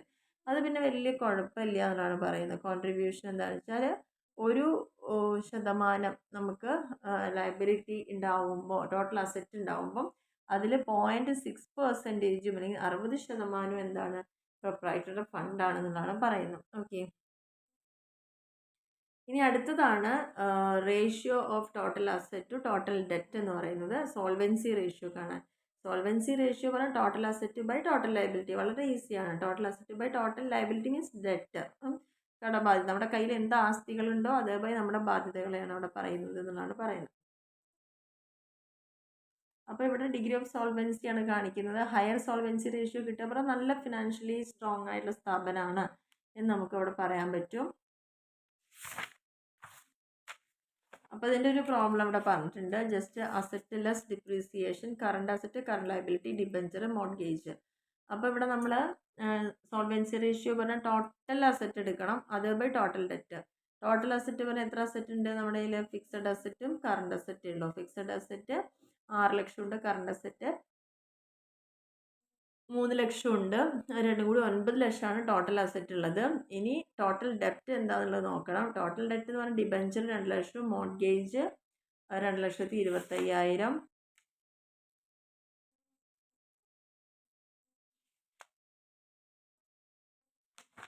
മോർഗേജ് 2,25,000. പിന്നെ ഇപ്പോൾ കറണ്ട് ലയബിലിറ്റി തന്നെ 1,75,000 തന്നിട്ടുണ്ട്. Current liability 1,75,000, debenture 2 lakh, mortgage 2,25,000. അപ്പോൾ നമുക്ക് മൊത്തം 6 lakh ആണ് വരുന്നത്. 6 lakh വന്നു കഴിഞ്ഞാൽ ടോട്ടൽ അസറ്റ് ടു ഡെറ്റ് എന്ന് പറഞ്ഞു കഴിഞ്ഞാൽ 9 lakh ബൈ 6 lakh, അപ്പോൾ 1.5:1 വരും. അപ്പോൾ ഇവിടെ കമ്പനിക്ക് എന്താണ്? ഒരു ലയബിലിറ്റി ഉണ്ടെങ്കിൽ അത് വീട്ടാൻ 1.5 അസറ്റ് നമ്മുടെ കയ്യിലുണ്ട്. അപ്പോൾ നമുക്കൊരു പ്രശ്നമേ ഇല്ല, കമ്പനി ഫിനാൻഷ്യലി സൗണ്ടാണ് എന്നുള്ളതാണ് പറയുന്നത്. അപ്പോൾ ഇത്രയാണ് നമ്മൾ ആദ്യം പഠിച്ച കുറേ കാര്യങ്ങൾ. ഇനി നമുക്ക് ടേൺ ഓവർ റേഷ്യോയിലേക്ക് വരാം. അവിടെയൊക്കെ റേഷ്യോ മാത്രം നോക്കിയാൽ മതിയാവും. Inventory turn over. എന്താ ടേൺ ഓവർ റേഷ്യോ എന്ന് പറഞ്ഞു കഴിഞ്ഞാൽ ഒരു ഫേം എത്രത്തോളം ഇഫക്റ്റീവായിട്ടാണ് അതിൻ്റെ കയ്യിലുള്ള റിസോഴ്സിനെ യൂസ് ചെയ്യുന്നത് എന്നുള്ളതിനാണ് ടേൺ ഓവർ റേഷ്യോ എന്ന് പറയുന്നത്. അതിന് വേറെ പേരാണ് performance ratio, asset utilisation ratio, അങ്ങനെയൊക്കെ അവിടെ പറയാം. ഹയർ ടേൺ ഓവർ റേഷ്യോ പറഞ്ഞാൽ ബെറ്റർ യൂസ്, നല്ല രീതിയിൽ റിസോഴ്സ് യൂസ് ചെയ്തു എന്നുള്ളതാണ്. ഓക്കെ, ഇനി ഇൻവെൻട്രി ടേൺ ഓവർ റേഷ്യോ ആണ് ആദ്യത്തെ ടേൺ ഓവർ, അല്ലെങ്കിൽ സ്റ്റോക്ക് ടേൺ ഓവർ. ഇമ്പോർട്ടൻ്റ് ആണ്, അത് പഠിക്കാം. സ്റ്റോക്ക് ടേൺ ഓവർ എന്ന് പറഞ്ഞു കഴിഞ്ഞാൽ നമ്മൾ വിൽപ്പനയ്ക്ക് വേണ്ടി സാധനങ്ങൾ ഉണ്ടാക്കിയിട്ട് എത്ര സമയം കൊണ്ടാണ് അത് സ്റ്റോക്ക് ആക്കിയിട്ട് കൺവേർട്ട് ചെയ്യുന്നത്. Cost of goods sold, average inventory stock, നമ്മുടെ കയ്യിൽ എത്ര വിറ്റിട്ടുണ്ട്, എത്ര വിൽക്കാൻ വെച്ചിട്ട്, അവ തമ്മിലുള്ള റിലേഷൻഷിപ്പിനെയാണ് അവിടെ കാണിക്കുന്നത്. It indicates the number of times the stock is turned over converted into sales. എത്ര പ്രാവശ്യം ഒരു വർഷത്തിൽ കമ്പനിക്ക് പ്രൊഡക്റ്റ് പ്രൊഡ്യൂസ് ചെയ്തിട്ട് അത് വിറ്റ് തിരിച്ച് പൈസയാക്കി കൺവേർട്ട് ചെയ്യാൻ പറ്റുമോ, അതിൻ്റെ എണ്ണം കൂടുന്തോറും അത് നല്ലൊരു സ്റ്റോക്ക് ടേൺ ഓവർ റേഷ്യോ ആണെന്നാണ് പറയുന്നത്. അപ്പോൾ സ്റ്റോക്ക് ടേൺ ഓവർ റേഷ്യോയുടെ equation cost of goods sold, എത്രയാണോ നമ്മൾ സാധനങ്ങൾ ഉണ്ടാക്കി വിറ്റതിൻ്റെ ചിലവ് ബൈ ആവറേജ് സ്റ്റോക്കാണ് അതിൽ കാണാനുള്ളത്. അപ്പോൾ അതിൽ അത്രമാത്രം ഒന്ന് ശ്രദ്ധിക്കാം.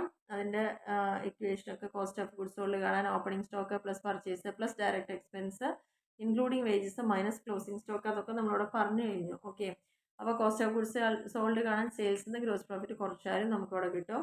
ആവറേജ് സ്റ്റോക്ക് കാണണമെങ്കിൽ opening stock plus closing by 2 ചെയ്താലും മതിയാവും. അടുത്ത സ്റ്റോക്ക് വെലോസിറ്റി എന്ന് പറയുന്നുണ്ട്. സ്റ്റോക്ക് വെലോസിറ്റി എന്ന് പറയുന്നത് നമുക്ക് ജസ്റ്റ് ഒരു ഇക്വേഷൻ മാത്രം നോക്കിയാൽ മതി. എത്ര സമയം ഒരു മാസത്തിലോ ഒരു വർഷത്തിലോ എത്ര സമയം നമ്മുടെ കയ്യിൽ സ്റ്റോക്ക് ഉണ്ടായിട്ടുണ്ടാവും divide by stock turn over ratio. നമ്മൾ മുകളിൽ കാണുന്ന ടേൺ ഓവർ റേഷ്യോ എത്ര കിട്ടിച്ചാൽ അതുകൊണ്ട് ഡിവൈഡ് ചെയ്യാം. ഓക്കെ, പിന്നെ നമുക്ക് നോക്കേണ്ടതാണ് debtors turnover. Stock turnover കഴിഞ്ഞുള്ളതാണ് ഡെറ്റേഴ്സ് ടേൺ ഓവർ റേഷ്യോ എന്ന് പറയുന്നത്. അതായത് നമ്മൾക്ക് എത്ര പേര് പൈസ ഇങ്ങോട്ട് തരാനുണ്ട്, അത് എത്ര സ്പീഡിൽ അവരിൽ നിന്ന് പൈസ വാങ്ങിയിട്ട് വീണ്ടും നമ്മൾ കടം കൊടുക്കുന്നുണ്ട്. അപ്പോൾ അവിടെയൊക്കെ നമ്മൾ പ്രിപ്പയർ ചെയ്യുന്ന ഡെറ്റേഴ്സിൻ്റെയാണ്. അപ്പോൾ firm sell goods on cash and credit. Firm ക്യാഷിനും ക്രെഡിറ്റിനും ഒക്കെ സാധനങ്ങൾ വിൽക്കും. പക്ഷേ ആ ഗുഡ്സ് സോൾഡ് ഓൺ ക്രെഡിറ്റ് ആണെങ്കിലാണ് ആരുണ്ടാവുക, ഡെറ്റേഴ്സ് ഉണ്ടാവുക. അപ്പോൾ ഡെറ്റേഴ്സിൻ്റെ ഡ്യൂട്ടി എന്താ, അതിനെ എത്രയും പെട്ടെന്ന് കൊടുത്ത് തീർക്കുക എന്നുള്ളതാണ്. Converted into cash over a short period. ഒരു തന്നിരിക്കുന്ന ഷോർട്ട് പീരീഡിൽ അവർ എളുപ്പത്തിൽ അതിനെന്താക്കി മാറ്റുക, ക്യാഷ് ആക്കി കൺവേർട്ട് ചെയ്യാം. ഓക്കെ, അപ്പോൾ അതിൽ ഡെറ്റേഴ്സ് ടേൺ ഓവർ റേഷ്യോ ഒക്കെ ആണെങ്കിൽ ഡെറ്റർ ഉണ്ടാവുന്ന എപ്പോഴാണ്, നമ്മൾ ക്രെഡിറ്റ് സെയിൽസ് നടത്തുമ്പോഴാണ്. അപ്പോൾ net credit sales by debtors including bills receivable, അതാണ് അതിൻ്റെ പോയിന്റുകൾ വരുന്നത്. ഇനി അതിൻ്റെ equation, net credit sales already നമ്മൾ പറഞ്ഞിട്ടുണ്ട്, gross credit sales minus sales return ആണ്. ഗ്രോസ് ക്രെഡിറ്റ് സെയിൽസ് കാണാനോ total sale minus cash sales ആണ്. പിന്നെ ആവറേജ് ഡെറ്റേഴ്സ് കാണാൻ വേണ്ടിയിട്ട് opening debtor plus closing by 2. Average bills receivable കാണണമെങ്കിലും എല്ലാം ആവറേജ് കാണണമെങ്കിൽ ഓപ്പണിംഗ് പ്ലസ് ക്ലോസിംഗ് ബൈ 2 ചെയ്താൽ മതിയാവും. Okay, last debtors turnover കാണണമെങ്കിൽ net credit sales by average debtors plus average bills receivable. ഇത്രയാണ് നമുക്കിതിൽ നോക്കാനുള്ളൊരു പോയിന്റ് എന്ന് പറയുന്നത്. പിന്നെ ഈ ഇക്വേഷനൊക്കെ ഒന്ന് അറിഞ്ഞ് വെക്കണം നല്ലതാണ്. ആവറേജ് കളക്ഷൻ പീരീഡ് പറഞ്ഞാൽ 360 ദിവസമാണ്, അല്ലെങ്കിൽ 12 മാസം എന്നുള്ള കണക്കിലാണ് by debtors turn over ratio ചെയ്ത് കഴിഞ്ഞാൽ ആവറേജ് നമുക്ക് കിട്ടും. ആവറേജ് കളക്ഷൻ പീരീഡ് എന്ന് പറഞ്ഞാൽ average debtors including bills receivable by credit sales per day എന്നാണ് പറഞ്ഞത്. ക്രെഡിറ്റ് സെയിൽസ് പെർ ഡേ എന്ന് പറഞ്ഞാൽ ക്രെഡിറ്റ് സെയിൽസ് എത്രയാണോ ഉണ്ടായിരിക്കുന്നത് ബൈ 365 ചെയ്ത ഒരു ദിവസത്തെ നമുക്ക് കിട്ടുക. മറ്റേത് ഒരു വർഷത്തെ ഒന്നിച്ചാണ് കിട്ടുക. അപ്പോൾ അത്രയും കാര്യങ്ങളൊന്ന് മനസ്സിലാക്കി വയ്ക്കുക. അപ്പോൾ എന്തായാലും ഈ ചാപ്റ്ററിൽ നിന്ന് പ്രോബ്ലംസ് ഒക്കെ ഉണ്ടാവുമെന്നാണ് നമ്മൾ പ്രതീക്ഷിക്കുന്നത്. അപ്പോൾ ഏതെങ്കിലും ഒരു ഇക്വേഷൻ പഠിച്ചതൊന്ന് ഇൻ്റർപ്രിറ്റ് ചെയ്യാൻ പഠിക്കുക. അടുത്ത ക്രെഡിറ്റേഴ്സ് ടേൺ ഓവർ. ഡെറ്റേഴ്സിൻ്റെ പറഞ്ഞ പോലെ തന്നെ ക്രെഡിറ്റേഴ്സ് ടേൺ ഓവർ റേഷ്യോ തന്നെയാണ്. ഇക്വേഷനൊക്കെ സെയിം ആണ്. ഒരേ ഒരു വ്യത്യാസത്തിൽ ഒന്ന് ഡെറ്റ് ആണെങ്കിൽ ഇപ്പോൾ ഇവിടെ ക്രെഡിറ്റ് യൂസ് ചെയ്യണമെന്ന് മാത്രം. ക്രെഡിറ്റ് ടേൺ ഓവർ റേഷ്യോ എന്ന് പറഞ്ഞു കഴിഞ്ഞാൽ നമുക്ക് കടം കൊടുക്കാനുള്ളത് പുറമേക്ക് നമ്മൾ എന്താണ് ക്രെഡിറ്റ് പർച്ചേസ് ഒക്കെ നടത്തുമ്പോൾ നമുക്ക് ഒരുപാട് പേര് സപ്ലയേഴ്സ് അവരുടെ ഗുഡ്സ് ഒക്കെ തന്നിട്ടുണ്ടാവും പൈസ കൊടുക്കാതെ തന്നെ. അപ്പോൾ ക്രെഡിറ്റ് ടേൺ ഓവർ റേഷ്യോ ഈ സമയത്ത് യൂസ് ചെയ്യും. ആ റേഷ്യോയിലൂടെ നമുക്ക് കാണാൻ പറ്റുന്നത് നെറ്റ് ക്രെഡിറ്റ് പർച്ചേസും ആവറേജ് ക്രെഡിറ്റേഴ്സും തമ്മിലുള്ള റിലേഷൻഷിപ്പ് ആണ് അവിടെ കാണുന്നത് എന്നുള്ളതാണ് പറയുന്നത്. അപ്പോൾ net credit purchase by average creditors including bills payable, അതാണ് ക്രെഡിറ്റ് ടേൺ ഓവർ റേഷ്യോ എന്ന് പറയുന്നത്. അവിടെയും നമുക്ക് നെറ്റ് ക്രെഡിറ്റ് പർച്ചേസ് ഉണ്ട്, ടോട്ടൽ ക്രെഡിറ്റ് പർച്ചേസ് ഉണ്ട്. ഇതെല്ലാം നമ്മൾ മറ്റേൽ ചെയ്തതിൻ്റെ നേരെ ഓപ്പോസിറ്റ് മാത്രമാണ്. ഇത് കണ്ട് പേടിക്കേണ്ട ആവശ്യമൊന്നുമില്ല, ജസ്റ്റ് ഒന്ന് മനസ്സിലാക്കാതെ മാത്രം. ആവറേജ് എപ്പോൾ പറയുമ്പോഴും എന്തിൻ്റെ കാണുമ്പോഴും ഓപ്പണിംഗ് പ്ലസ് ക്ലോസിംഗ് ബൈ 2 ചെയ്താൽ മതി.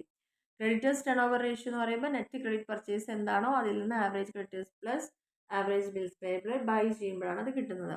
ഓക്കെ, ഇതിനൊന്നും വേണ്ടി വല്ലാണ്ട് നിങ്ങൾ സമയം കളയണമെന്നില്ല. ഇപ്പോൾ ഈ ലാസ്റ്റ് മൊമെൻറ്റിൽ ഏകദേശം ഒരു ഐഡിയയിൽ മാത്രം ഒന്ന് പഠിച്ചു വയ്ക്കുക. പ്രോബ്ലംസ് വരികയാണെന്ന് വെച്ചാൽ അതേപോലെ തന്നെ അവിടെ ചെയ്യാം. പിന്നെ ക്യാഷ് ഫ്ലോ സ്റ്റേറ്റ്മെൻറ്റ് ഇൻ്റർപ്രിറ്റ് ചെയ്യുന്ന വിധമൊക്കെ ഉണ്ട് സൊല്യൂഷനും. അപ്പോൾ അതൊന്നും ജസ്റ്റ് ഒന്ന് നോക്കേണ്ട ആവശ്യമില്ല. കോമൺ സൈസ് ബാലൻസ് ഷീറ്റാണ് അടുത്തൊരു മെത്തേഡ് എന്ന് പറയുന്നത്. അതെന്താണെന്നുള്ളത് ചിലപ്പോൾ 3 മാർക്കിനൊക്കെ ചോദിക്കാം. A statement in which each asset is shown as a percentage of total asset, each liability and capital as percentage of total liability and capital is called common size balance sheet. നമ്മളൊരു statement എടുത്തു കഴിഞ്ഞാൽ asset side മൊത്തം നോക്കി total അസറ്റിൻ്റെ എത്ര percentage ആണ് വരുന്നത് ഏതെങ്കിലും ഒരു പെർട്ടിക്കുലർ അസറ്റ് നോക്കുക. അതേപോലെ തന്നെ ക്യാപിറ്റലിൻ്റെയും ടോട്ടൽ പേഴ്സണൽ ലയബിലിറ്റി എത്ര പെർസെൻറ്റേജ് ആണ് നമുക്ക് ലയബിലിറ്റികൾ വരുന്നത് നോക്കുക. അപ്പോൾ ഇതിന് ഇങ്ങനെ കമ്പയർ ചെയ്യുന്നതാണ് കോമൺ സൈസ് ബാലൻസ് ഷീറ്റ് എന്ന് പറയുന്നത്. ഇതിനെ നമുക്ക് പെർസെൻറ്റേജിലേക്ക് ഫോമിലേക്ക് കൺവേർട്ട് ചെയ്യാവുന്നതാണ്. കോമൺ സൈസ് ബാലൻസ് ഷീറ്റ് എന്ന് പറയുമ്പോൾ അതിൻ്റെ വേറൊരു പേരാണ് പെർസെൻറ്റേജ് ബാലൻസ് ഷീറ്റ് എന്ന് പറയാറുണ്ട്. ഇവിടെ എല്ലാം ഓരോ ടോട്ടൽ അസറ്റിന് ഓരോ അസറ്റിനും തമ്മിൽ റിലേഷൻഷിപ്പും ഈച്ച് ലയബിലിറ്റീന് ക്യാപിറ്റലും ടോട്ടൽ ലയബിലിറ്റിയും തമ്മിലുള്ള ആ റിലേഷൻഷിപ്പൊക്കെയാണ് ഇവിടെ കാണിക്കുന്നത് എന്നുള്ളതാണ് പറയുന്നത്. അപ്പോൾ ഇവിടെ ഇത് balance sheet common size balance sheet prepare ചെയ്യാനുള്ളത് പറയുന്നുണ്ട്. ടോട്ടൽ അസറ്റിനെയൊക്കെ നമ്മൾ 100 ആയിട്ട് എടുക്കുക. ആ 100ൽ എത്രയാണോ ഓരോ അസറ്റ് എന്നുള്ളതാണ്. ഓക്കെ, ആ ബേസിസിലാണ് അവിടെ നമുക്ക് നോക്കേണ്ടത്.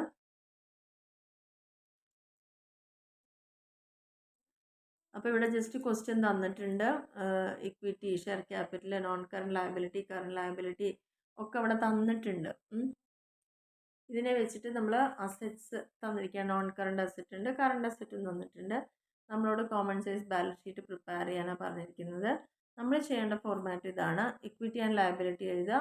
അതേപോലെ തന്നെ ആദ്യ ഹെഡിങ് കൊടുക്കേണ്ട ഇക്വിറ്റി ലയബിലിറ്റി എമൗണ്ട് അതിൻ്റെ പെർസെൻറ്റേജ് എത്രയാണുള്ളത്. അപ്പോൾ ഇക്വിറ്റിയിൽ നമുക്ക് പ്രത്യേകിച്ച് ക്വസ്റ്റ്യൻ ഷെയർ ക്യാപിറ്റൽ ഇക്വിറ്റി 6 ലക്ഷം ഉണ്ട്. അപ്പോൾ അതിൻ്റെ പെർസെൻറ്റേജ് ടോട്ടലിൽ എത്രയാണെന്നുള്ളത് നോക്കുക. അതേപോലെ പ്രിഫറൻസ് ഉണ്ട് 4 ലക്ഷം, റിസർവ് ഉണ്ട് 2 ലക്ഷം. ഇതൊക്കെ ടോട്ടൽ ലയബിലിറ്റിയുടെ അതായത് 24 ലാക്കിൻ്റെ എത്രയാണെന്നുള്ളതാണ് പെർസെൻറ്റേജിൽ കാണേണ്ടത്. നോൺ കറണ്ട് ലയബിലിറ്റി ഇതേപോലെ സെക്യൂർഡ് ലോൺ അൺസെക്യൂർഡ് ഉണ്ട്. അതും ഇതിൻ്റെ ടോട്ടൽ ലയബിലിറ്റിയുടെ എത്ര പെർസെൻറ്റേജ് നോക്കുക. കറണ്ട് ലയബിലിറ്റി ഓൾറെഡി ഇവിടെ തന്നിട്ടുണ്ട്, അതും ടോട്ടലിൻ്റെ എത്ര പെർസെൻറ്റേജ്. അപ്പോൾ ഇതെല്ലാം കൂടി ലാസ്റ്റ് ഈ പെർസെൻറ്റേജ് കൂട്ടുമ്പോൾ 100ലേക്ക് വരണം. അപ്പോൾ ഇതാണ് കോമൺ സൈസ് ബാലൻസ് ഷീറ്റിൽ. അപ്പോൾ ഇത്രയാണ് ഇക്വിറ്റി സൈഡ് വന്നത്. ഇനി അസറ്റ് സൈഡിലേക്ക് പോകുമ്പോൾ നമ്മൾ നോൺ കറണ്ട് ആയിട്ടുള്ള അസറ്റ് മീൻസ് ഫിക്സഡ് അസറ്റുകൾ ഏതൊക്കെയാണെന്ന് എഴുതുക. അതും ടോട്ടൽ അസറ്റിൻ്റെ എത്ര പെർസെൻറ്റേജാണ് നോക്കുക. പിന്നെ ഫർണിച്ചർ, അതേപോലെ ഇൻവെസ്റ്റ്മെൻറ്റ്, കറണ്ട് അസറ്റുകൾ വരുന്നുണ്ട്, ക്യാഷ്, ഡെറ്റ്, സ്റ്റോക്കൊക്കെ. അപ്പോൾ ടോട്ടൽ അസറ്റ് നമുക്കിവിടെ കിട്ടുക. അപ്പോൾ ഇതിൻ്റെയൊക്കെ എത്ര പെർസെൻറ്റേജാണ് ഓരോ പെർട്ടിക്കുലർ അസറ്റ് എന്നുള്ളത് നോക്കുകയാണ് നമ്മൾ ഈ ഒരു സ്റ്റേറ്റ്മെൻറ്റിലൂടെ ചെയ്യുന്നത്. അടുത്തതാണ് comparative financial statements. Comparative financial statements എന്ന് പറഞ്ഞു കഴിഞ്ഞാൽ അത് ഫിനാൻഷ്യൽ ഡാറ്റ 2-3 വർഷങ്ങളിലെ ഡാറ്റ വെച്ച് കമ്പയർ ചെയ്യാം. അപ്പോൾ നമുക്ക് കുറേ ബുദ്ധിമുട്ടുകൾ എവിടെയൊക്കെ ഫേസ് ചെയ്തു, എങ്ങനെ ഓവർകം ചെയ്യാനുള്ള കാര്യങ്ങളൊക്കെ അവിടെ നമുക്ക് കിട്ടുന്നുള്ളതാണ് പറയുന്നത്. കമ്പാരിറ്റീവ് ഫിനാൻഷ്യൽ സ്റ്റേറ്റ്മെൻറ്റിൽ ആദ്യം വരുന്ന ബാലൻസ് ഷീറ്റ് തന്നെയാണ്. അതൊക്കെ ജസ്റ്റ് ഒന്ന് നോക്കി വെച്ചാൽ മതിയാവും. ജസ്റ്റ് ബാലൻസ് ഷീറ്റ് ഇവിടെ ക്വസ്റ്റൻ ആയിട്ട് തന്നെ തന്നിട്ടുണ്ട്. അപ്പോൾ അതിൽ നിന്ന് നമുക്ക് ഇക്വിറ്റി ലയബിലിറ്റിയും അസറ്റ്സും ഇവിടെ വേറെ തന്നെ ഒക്കെ തന്നിട്ടുണ്ട്. നമ്മളോട് കമ്പാരിറ്റീവ് ബാലൻസ് ഷീറ്റ് ഉണ്ടാക്കാനാണ് പറഞ്ഞിരിക്കുന്നത്. അപ്പോൾ അത് ചെയ്യുന്ന സമയത്ത് ഇക്വിറ്റി ആൻഡ് ലയബിലിറ്റി ഇവിടെ കൊടുത്തിട്ടുണ്ട് 2023-24. അപ്പോൾ എമൗണ്ട് ഇൻക്രീസാ ഡിക്രീസാ നോക്കുക വീടുള്ളൂ. അപ്പോൾ 10% പ്രിഫറൻസ് ഷെയർ ക്യാപിറ്റൽ 100 പറഞ്ഞിരിക്കുന്നത്. 2023-24 100. അപ്പോൾ അവിടെ ഇൻക്രീസോ ഡിക്രീസോ ഉണ്ടായിട്ടില്ല. ഇക്വിറ്റി ഷെയർ ക്യാപിറ്റൽ എടുക്കുക 300 330. അപ്പം +30 ആഡ് ആയിട്ടുണ്ട്. Reserve surplus 150 175. അപ്പോൾ +25 ആഡ് ആയിട്ടുണ്ട്. Total share holder fund 550, last 605. അപ്പോൾ +55 ഈക്വലാണ്. അതേപോലെ കറണ്ട് ലയബിലിറ്റി നോക്കുക. 200 ഉള്ളത് 150 കുറഞ്ഞു പറയുമ്പോൾ 50 രൂപ നമുക്ക് അവിടെ ഡിക്രീസ് ആണ് കാണിക്കുന്നത്. ടോട്ടൽ ലയബിലിറ്റി ആയിട്ട് ഇത് കമ്പയർ ചെയ്യുമ്പോൾ അവിടെ -25 ആണ് വരുന്നത്. കറണ്ട് ലയബിലിറ്റീസിൻ്റെ ടോട്ടലൊക്കെ ഇവിടെ തന്നിട്ടുണ്ട്. അപ്പോൾ ഇതിനെ ബേസ് ചെയ്തിട്ടാണ് നമ്മൾ ചെയ്യേണ്ടത് എന്നുള്ളത് മാത്രമേ ഇവിടെ നോക്കാനുള്ളൂ. വളരെ ഈസിയാണ്.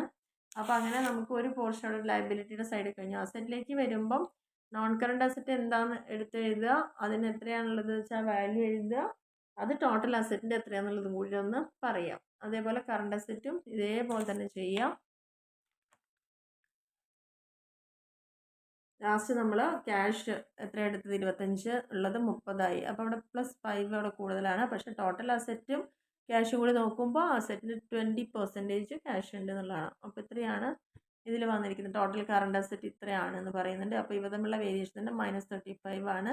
അത് ടോട്ടൽ അസറ്റിൻ്റെ ആകുമ്പോൾ -9 ആണ്. ഇത്രയാണ് വരുന്നത്.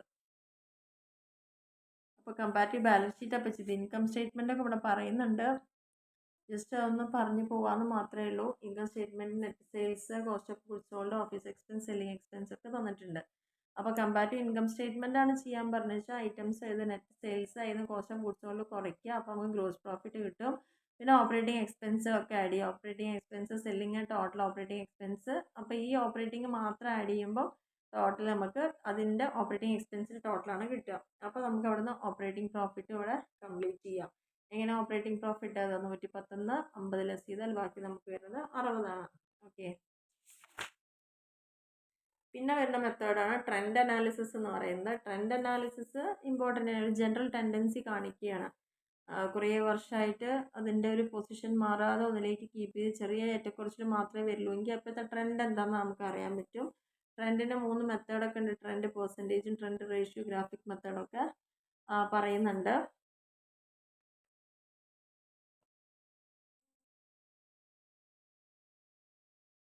ട്രെൻഡ് അനാലിസിസ് വളരെ ഈസി ആയിട്ടുള്ള ടോപ്പിക്കാണ് കേട്ടോ. കാരണം നെറ്റ് സെയിൽസും less cost of goods sold, gross profit, operating ഇത്രയും നമുക്ക് ക്വസ്റ്റ്യനിൽ തന്നിട്ടുണ്ട്. ഇത് വെച്ച് കമ്പാരിറ്റീവ് ഇൻകം സ്റ്റേറ്റ്മെൻറ്റ് ഉണ്ടാക്കണം. അപ്പം നമ്മൾ ആദ്യം എഴുതുന്നതാണ് നെറ്റ് സെയിൽസ് എന്ന് എഴുതും. അത് 80 70 ആണ്. 4 വർഷത്തെ ഇവിടെ തന്നിരിക്കുന്നത് കേട്ടോ. 21 80, 22 70 കുറഞ്ഞു, 23 കൂടി 100 ആയിട്ട് 24 120. അപ്പോൾ ഇതിൻ്റെയൊക്കെ ബേസ് ഇയർ 2021 100 എടുക്കുക. ബേസ് ഇയർ ഇവിടെ തന്നതിൽ ഏറ്റവും ചെറിയ വർഷം എന്ന് പറയുന്നത് 2021 ആണ്. അപ്പോൾ ഇതിനെ ബേസ് ഇയർ ആക്കി വയ്ക്കുക. ദാറ്റ് ഈസ് ഇവിടെയാണ് 100 വരുന്നത് എന്നുള്ളത്. ബാക്കിയൊക്കെ സെയിം മെത്തേഡ്. നെറ്റ് സെയിൽസ് എടുത്തു, അതിൽ നിന്ന് കോസ്റ്റ് ഓഫ് ഗുഡ്സ് സോൾഡ് കുറച്ചു, ഗ്രോസ് പ്രോഫിറ്റ് കിട്ടി, ഓപ്പറേറ്റിംഗ് എക്സ്പെൻസ് കുറച്ചു, അപ്പോൾ ഓപ്പറേറ്റിംഗ് നെറ്റ് പ്രോഫിറ്റ് കിട്ടി. ആൻഡ് ലാസ്റ്റ് ഇതിൻ്റെ ഒരു ടോപ്പിക്കാണ് കോസ്റ്റ് വോളിയം പ്രോഫിറ്റ് അനാലിസിസ് എന്ന് പറയുന്നത്. അപ്പോൾ ഇതിൽ ഫിനാൻഷ്യൽ ടൂൾ യൂസ് ചെയ്യുന്നത് എത്രത്തോളം ചേഞ്ച് കോസ്റ്റിലും അതിൻ്റെ വോളിയത്തിലൊക്കെ വന്നു എന്നറിയാൻ വേണ്ടിയിട്ടാണ് കേട്ടോ. അപ്പോൾ ഇതിൽ പ്രധാനപ്പെട്ട കോമ്പോണൻസ് പറയും sales per unit, variable cost per unit, fixed cost, contribution margin, ഇതൊക്കെയാണ് ഇതിൽ വരുന്നത്.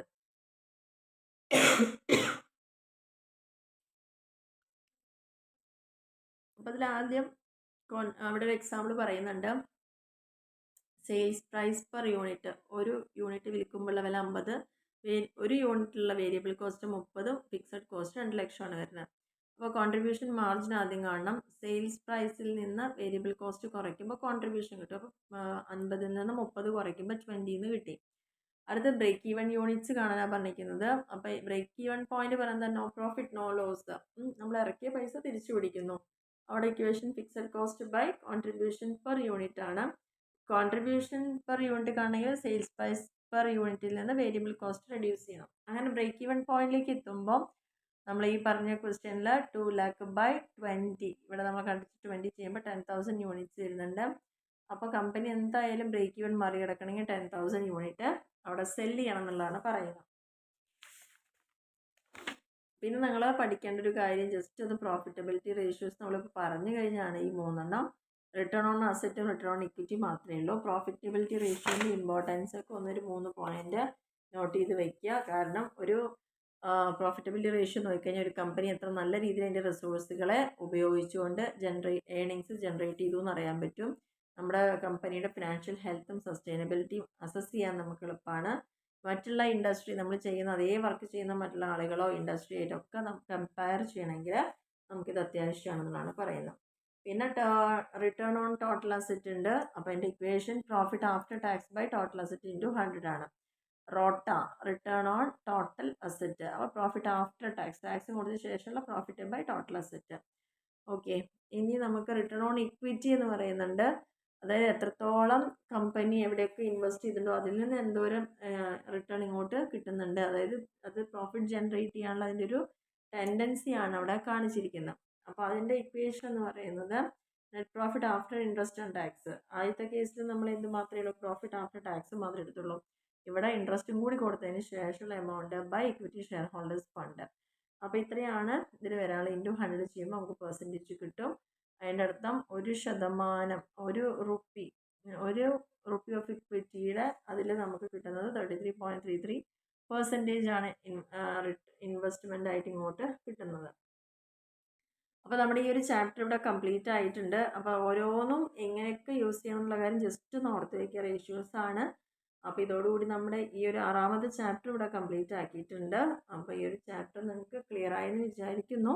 കുറച്ച് ഫാസ്റ്റിലെടുത്ത് പോയിട്ടുണ്ട്, നമുക്ക് ടൈം ഇല്ലാത്തതുകൊണ്ടാണത്. അതേപോലെ ഫസ്റ്റ് സെമ്മിലെ കുട്ടികൾ ഒരുപാട് പേര് കമൻറ്റ് ചെയ്യുന്നുണ്ട് ഇമ്പോർട്ടൻറ്റ് ക്വസ്റ്റ്യൻ. നമുക്ക് സത്യത്തിൽ അറിയില്ലല്ലോ, ഇത് ആദ്യത്തെ ഒരു എക്സാം ആണ്. അതുകൊണ്ട് എന്ത് ചോദിക്കും എങ്ങനെ ചോദിക്കും എന്നുള്ളതൊന്നും നമുക്ക് പറയാൻ പറ്റില്ല. സോ എല്ലാവരും എല്ലാ പേപ്പറും പഠിച്ചു പോകാമെന്ന് മാത്രമേ ഇവിടെ നമുക്ക് ചെയ്യാനുള്ള ഒരേ ഒരു കാര്യം എന്ന് പറയുന്നത്. അപ്പോൾ നമ്മുടെ ഫിനാൻഷ്യൽ സ്റ്റേറ്റ്മെൻറ്റ് കമ്പാരിസണും കാര്യങ്ങളൊക്കെ നമ്മുടെ ടൂൾസും ടെക്നിക്സും ഒക്കെ എന്താണത് എസ് ആയിട്ട് ചോദിച്ചാലും എഴുതാൻ കഴിയണം. പ്രോബ്ലംസ് വല്ലതും 3 മാർക്കിനൊക്കെ ചെറിയ പ്രോബ്ലം ചോദിക്കാം, 6 മാർക്കിന് ചോദിക്കാം. അപ്പോൾ അതുകൊണ്ട് ആ രീതിയിൽ തന്നെ അതൊന്ന് പ്രിപ്പയർ ആവുക എന്ന് മാത്രമേ പറയാനുള്ളൂ. ഓക്കെ, അപ്പോൾ ഈ ഒരു ക്ലാസ് നിങ്ങൾക്ക് ഇഷ്ടപ്പെടുകയാണെങ്കിൽ തീർച്ചയായും നിങ്ങളുടെ ഫ്രണ്ട്സിലേക്ക് ഒന്ന് ഷെയർ ചെയ്ത് കൊടുക്കുക. ലൈക്ക് ചെയ്യാനും കമൻറ്റ് ചെയ്യാനും മറക്കരുത്. സപ്പോർട്ട് ചെയ്യാം. Okay, thank